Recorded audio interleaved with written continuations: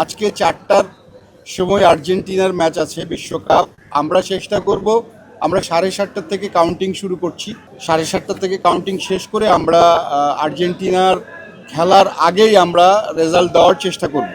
শিল্পী সমিতির দ্বিবার্ষিক নির্বাচন আজকে আমরা সকাল 9টা থেকে শুরু করেছি ভোট কাস্টিং, এবং 1টা পর্যন্ত কাস্টিং করেছি। 1 ঘন্টা নামাজের বিরতির পর, জুম্মার নামাজের বিরতির পর আবার 2টা থেকে 6টা পর্যন্ত আমরা একটানা ভোট কাস্টিং করেছি। আমাদের টোটাল কাস্ট ভোট হচ্ছে 480টি।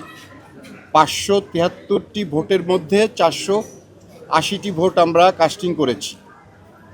আমরা সকাল থেকে আমাদের শান্তিপূর্ণ পরিবেশে আমরা সুষ্ঠুভাবে আমরা সকলের সহযোগিতা নিয়ে আমরা একটা সুষ্ঠু নির্বাচন করতে আমরা সমর্থ হয়েছি। এই জন্য আমি সবাইকেই ধন্যবাদ জানাই, ভোটারদের ধন্যবাদ জানাই, শিল্পী সমিতির এবং গণমাধ্যম কর্মীদেরকেও আমি ধন্যবাদ জানাই। আপনারা অনেক সহযোগিতা করেছেন আমাদের।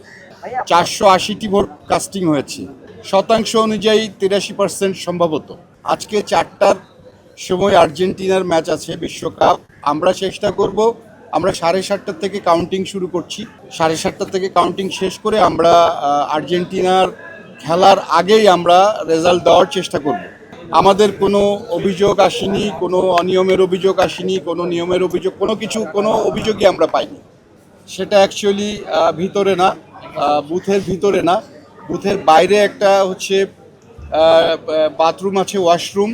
সেখানে আমাদেরই একজন সিকিউরিটির একজন লোক, তিনি ওয়াশরুমটা ব্যবহার করতে গিয়েছিলেন, তাকে সহই ওইটা আসলে আটকিয়ে দেওয়া হয়েছিল। আমরা ইনফর্ম হওয়ার সাথে সাথে এসে আমরা তালা খুলে ওনাকে বের করেছি।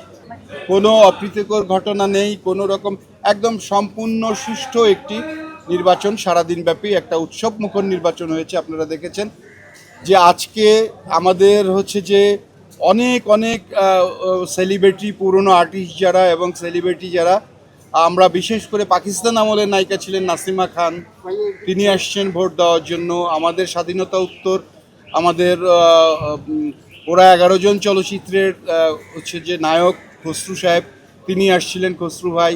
এরকম অগণিত হচ্ছে সেলিব্রিটিরা আসছেন এবং কিংবদন্তি আর্টিস্টরা আসছেন, ভোট দিয়েছেন। আমরা দেখেছি যে আমাদের সোহেল রানা মানে মাসুদ পারভেজ ভাই এসছেন, ভোট দিয়েছেন। আমাদের আনোয়ারা আপা ভোট দিয়েছেন, আমাদের উজ্জ্বল সাহেব ভোট দিয়েছেন, আমাদের আলমগীর সাহেব ভোট দিয়েছেন। সব কিংবদন্তি যারা আর্টিস্ট আমাদের সবাইকেই আমরা পেয়েছি। ম্যাক্সিমাম আর্টিস্টরা এসছেন ভোট দেওয়ার জন্য। শপথটা হচ্ছে যে শিল্পী সমিতির যে নীতিমালা আছে, সেই নীতিমালা অনুযায়ী নির্বাচনের পরের দিন হচ্ছে শপথ নেওয়ার কথা।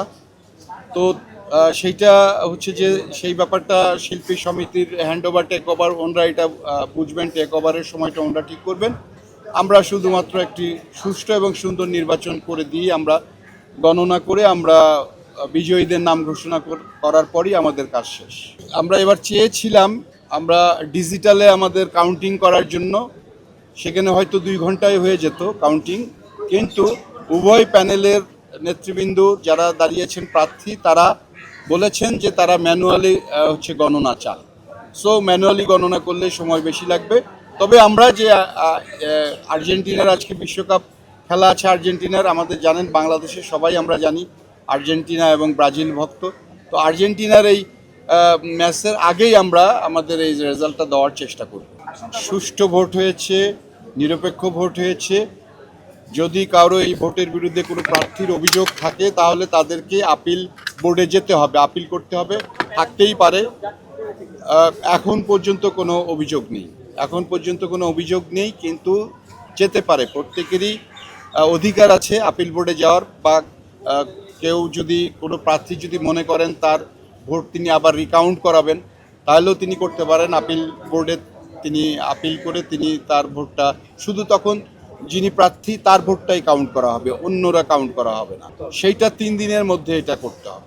আমরা 2 প্যানেল থেকে আন্তরিকভাবে অনেক সহযোগিতা পেয়েছি, সবাই আন্তরিকভাবে আমাদের সহযোগিতা করেছেন। আমরা সেটাই চেয়েছিলাম, আমরা ডিজিটাল মাধ্যমে আমরা গণনাটা করতে পারলে আমাদের যে সুবিধা হতো, আমরা 2 ঘন্টার মধ্যেই আমরা রেজাল্ট দিয়ে দিতে পারতাম। এখন ম্যানুয়ালি এই সারা রাত বসে থাকতে হবে। সো ডিজিটালি আসলেই সেই বিষয়গুলো মানে আমাদের এই যারা শিল্পীরা বা প্রার্থী যারা ছিলেন তারা তাদের আসলেই এই বিষয়টা তাদের আমলে নিলে ভালো হতো, তাহলে এই রাত্রের এই কষ্টগুলো হতো না।